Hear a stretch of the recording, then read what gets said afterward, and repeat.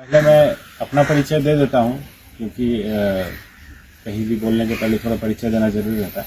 तो मेरा नाम आनंद अतिरेक हुआ। मैं नाबार्ड का वहाँ पे आप लोग लोगो देख रहे हैं, यहाँ पे लगा हुआ है ना, national bank for agriculture and rural development, यानी राष्ट्रीय कृषि और ग्रामीण विकास बैंक। उसका ये एक बैंक है जिसका कि ये एक डेवलपमेंटल फाइनेंशियल इंस्टीट्यूशन है जिसका कि एक हेड ऑफिस हमारा मुंबई में है और हर राज्य में हमारा एक क्षेत्रीय कार्यालय है। जैसे यहाँ का क्षेत्रीय कार्यालय पटना में है बिहार का, और हर जिले में एक जिला विकास प्रबंधक रहता है जो कि डिस्ट्रिक्ट डेवलपमेंट मैनेजर कहलाता है, BDM कहलाता है। तो यहाँ पूर्वी चंपारण का चार्ज मुझे दिया गया है। मेरा नाम आनंद अतिरेक हुआ। तो ये जो कैंप है, ये फाइनेंशियल लिटरेसी कैंप, वित्तीय साक्षरता कैंप कहिए इसको, वित्त साक्षरता अभियान कहिए। तो वित्त मतलब क्या होता है? धन होता है, ठीक है। तो ये कैंप करवाने का उद्देश्य हमारा यही रहता है गाँव वगैरह में। जनरली ये कैंप वगैरह हम लोग गाँव में ही करवाते हैं। ये पूरे देश में चल रहा है ये कैंप, मतलब हर साल चलता है। पिछले साल भी चला, पिछले साल भी चला इस कैंप में। और एयरटेल पेमेंट्स बैंक के साथ साथ हम लोग India post payment bank, SBI, उत्तर बिहार ग्रामीण बैंक, इन सब के साथ भी इस तरह के कैंप का आयोजन करते हैं। तो ये सब कैंप का हमारा यही उद्देश्य रहता है कि सुदूर क्षेत्र में, जो रिमोट क्षेत्र है, जहाँ पे बैंकों की पहुँच कम है, जहाँ पे लोगों को थोड़ी कम जानकारी है, वहाँ पे जा करके, जैसे ये देखिए काफ़ी दूर है, मोतिहारी से आप देखिएगा कम से कम 40 किलोमीटर दूर है।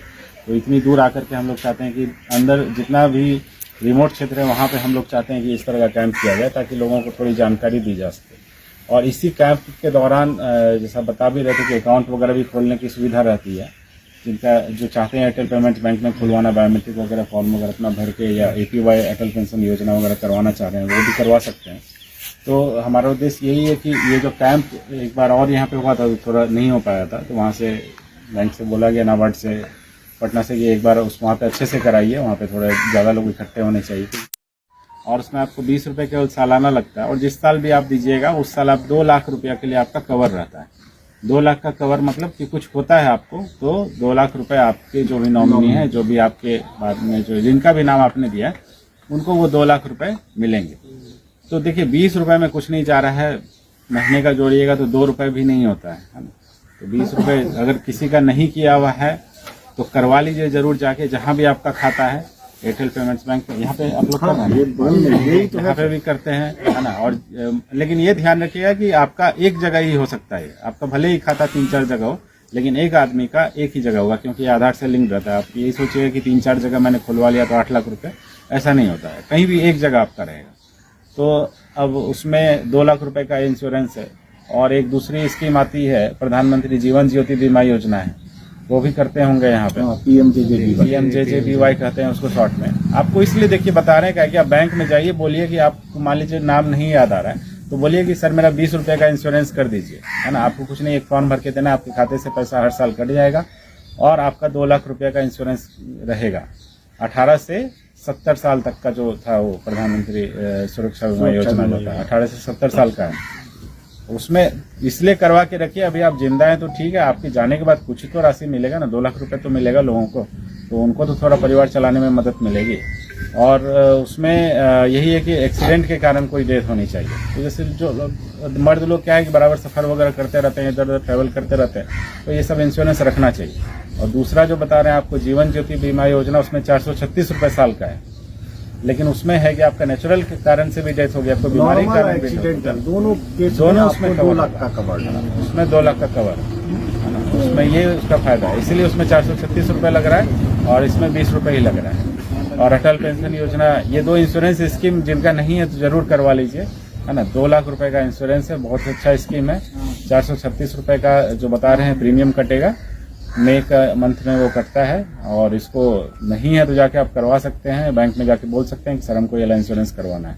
जरूर करवा के रखिए, क्योंकि आपके बाद जाने के 2 लाख रुपए अगर किसी को मिलेगा तो उनको बहुत मदद होगी। इसी तरह अटल पेंशन योजना है जो कि बूढ़े लोगों के लिए, यहाँ पे तो कम ही बूढ़े लोग हैं, लेकिन बता देते हैं कि आप अपने घर में भी जाकर के ये सब चीज़ बता सकते हैं, या यूट्यूब वगैरह पे भी ये सर्च करेंगे, या इंटरनेट पे भी। अब तो इंटरनेट का ज़माना है, तो इंटरनेट का काम केवल वीडियो देखने के लिए नहीं करना है, उसको थोड़ा हम लोग अपने बैंक जो अपनी जानकारी है, देखिए जो आपका पैसा है उसको किस तरह सुरक्षित रहना है, अपने बाद वाले लोगों को किस तरह से हम मदद कर सकते हैं जब हमें कुछ हो जाता है, तो इन सब चीज़ों के लिए ये सबको थोड़ा करके रखना है। अटल पेंशन योजना ज़्यादातर वृद्ध लोगों के लिए रहता है।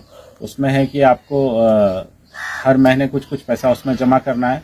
और जो भी आप पैसा जमा करेंगे, जो भी आपकी आयु के हिसाब से है, उसमें 18 से 40 ही है। उसमें भी 18 से 40 साल के ऊपर हो गए तो उसमें आप नहीं बन सकते। और एक जगह ही अटल पेंशन योजना का अकाउंट आप खुलवा सकते हैं, अटल पेंशन अकाउंट खुलवा सकते हैं। और उसमें है कि जो भी आप पैसा जमा करेंगे उसके हिसाब से आपका 1000 रुपए से 5000 रुपए महीने का उसमें आपको पेंशन मिलेगा। वो डिपेंड करता है कि आप उसमें कितना पैसा जमा करें। ज़्यादा पैसा जमा कीजिएगा तो ज़्यादा पैसा मिलेगा, कम पैसा जमा कीजिएगा तो आपको उसके हिसाब से मिलेगा। और जिनके घर में लड़की वगैरह है 10 साल से कम की है बेटी जो है, तो वो लोग सुकन्या समृद्धि योजना जरूर करवा लें। सुकन्या समृद्धि योजना 10 साल से कम उम्र की अगर बेटी है या जो भी यंग लोग हैं जिनकी बहन वगैरह है 10 साल से कम की है, तो जरूर कोशिश कीजिए कि सुकन्या समृद्धि योजना जाकर के बैंक में खुलवा लीजिए। उसमें है कि 250 रुपया से लेकर 1.5 लाख रुपया साल तक का आप डाल सकते हैं। और जब बच्ची 18 साल की हो जाएगी तो उसके बाद आप उसको उच्च शिक्षा के लिए, उसको हायर पढ़ाई, कुछ ऊंची शिक्षा के लिए भेजना है, तो उसके लिए आप शादी के लिए 21 साल के बाद वो आपका मैच्योर हो जाता है, क्योंकि सरकार का नियम है 21 साल के पहले आपको नहीं करना। तो 21 साल में वो आपका खाता मैच्योर हो जाएगा। अभी से स्टार्ट कर दीजिएगा, कुछ पैसा उसमें डालते जाइएगा और सबसे अच्छा रिटर्न उसी में मिलता है। जितने भी लोग हैं एफडी किसी भी फिक्स डिपॉजिट से ज़्यादा उसमें आपको है, ज़्यादा उसमें इंटरेस्ट रेट है ना। और बहुत अच्छी स्कीम है वो। 10 साल से कम की है अगर बेटी, 2 बेटी तक का है वो, तो उसको जरूर करवा लीजिए सुकन्या समृद्धि योजना। कुछ पैसा, जो पैसा आप एफडी में डालते हैं या आरडी करते हैं या सेविंग में रखते हैं, तो उस पैसा को जो आप कोशिश कीजिए कि कुछ नहीं तो मान लीजिए कि 1000 रुपया भी आप डाल रहे हैं, साल का 1000 रुपया करके डाल रहे हैं। इस तरह से आपको कुछ तो राशि जब आपकी शादी वगैरह आप करेंगे बेटी की, तो उस टाइम आपको उसमें मदद मिलेगा, है ना।